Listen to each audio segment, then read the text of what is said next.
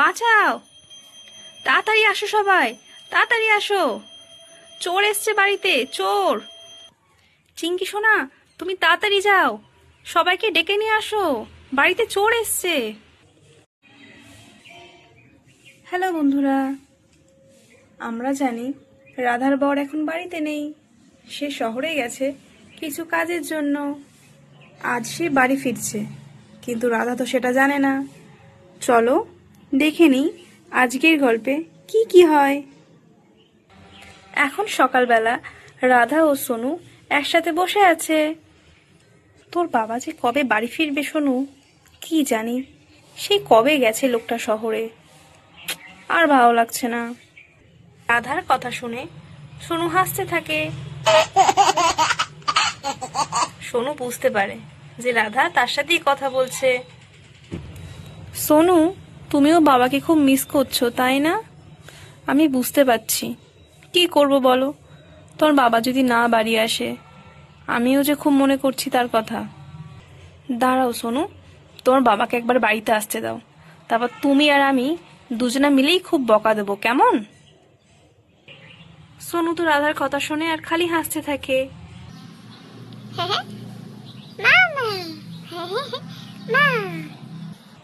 সোনু, তুমি তো খালি আমার কথা শুনছো আর হাসছো।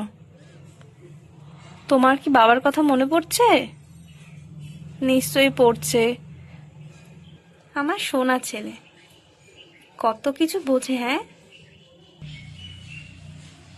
আচ্ছা সোনু, তুমি তো এখন খেলা করছো, তুমি তাহলে একটু খেলা করো, কেমন?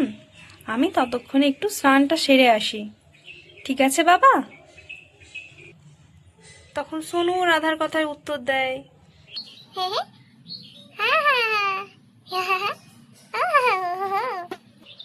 রাধা এই কথা বলে উঠে দাঁড়িয়ে পড়ে এবং সে শাড়িটা নিয়ে নেয়। সোনু যখন খেলা করছে, আমি তাহলে যাই, গিয়ে স্নানটা সেরে আসি, তাড়াতাড়ি করে চলে আসবো।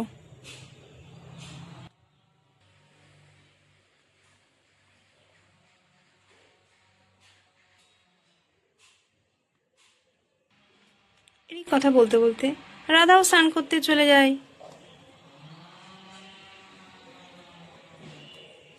সেই সময় চিঙ্কিও রাধাদের বাড়িতে চলে আসে। রাধা আন্টি, ও রাধা আন্টি।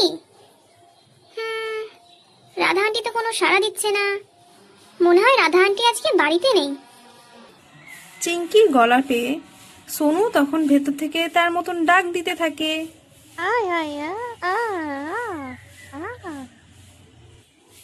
আরে, ওটা তো মনে হয় সোনু ভাইয়ের গলা। ও ঘরে কি করছে? যাই তো, আমি গিয়ে দেখি।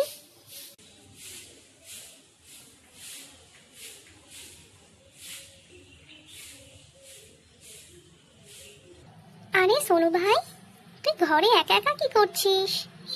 আর রাধা আন্টি কোথায়? রাধা আন্টিকে তো দেখছি না। সোনু তো চিঙ্কির কথা শুনে খালি হাসতে থাকে।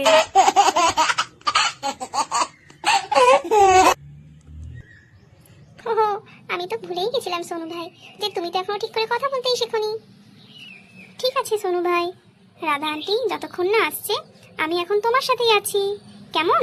তুমি আর আমি একসাথে বসে বসে খেলা করব। এরই মধ্যে রাধার বড় আজ বাড়ি ফিরে আসে। সে বাড়িতে ঢুকতে ঢুকতে ভাবে যে যে আমি যে আজ বাড়ি আসছি সেটা তো আমি রাধাকে জানাইনি, ওকে তো আমি আজকে সারপ্রাইজ দেব। রবি মনে মনে এই কথা ভাবে আর হাসতে থাকে। হা হা হা হা হা হা হা হা হা হা হা। হ্যাঁ, দেখি তো রাধা এখন কি করছে।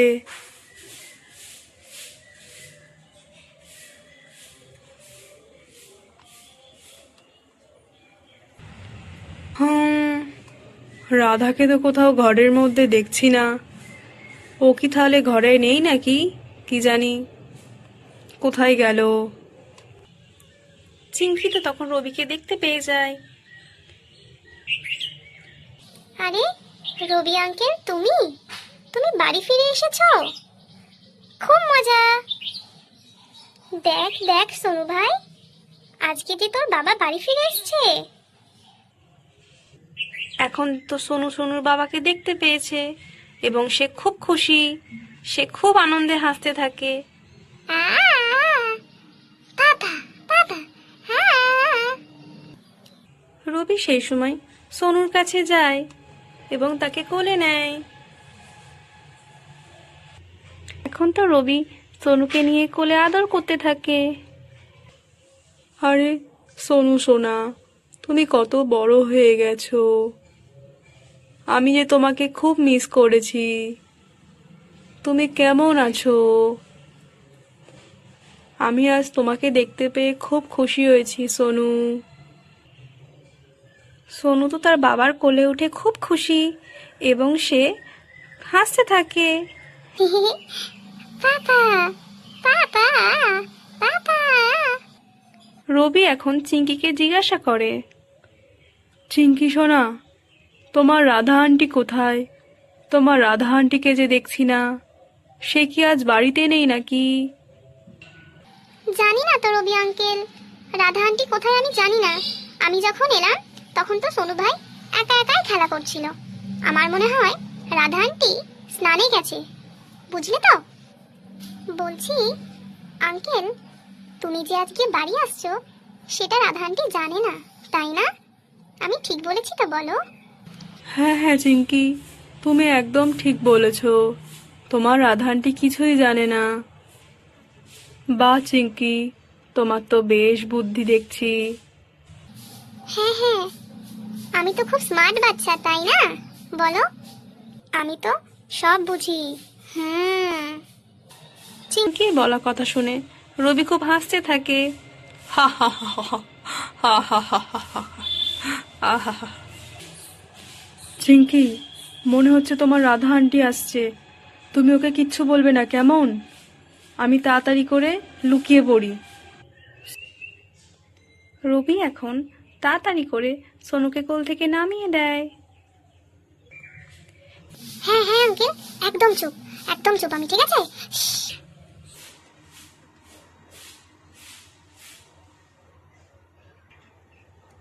আরে চিঙ্কি, তুমি কখন এলে সোনা?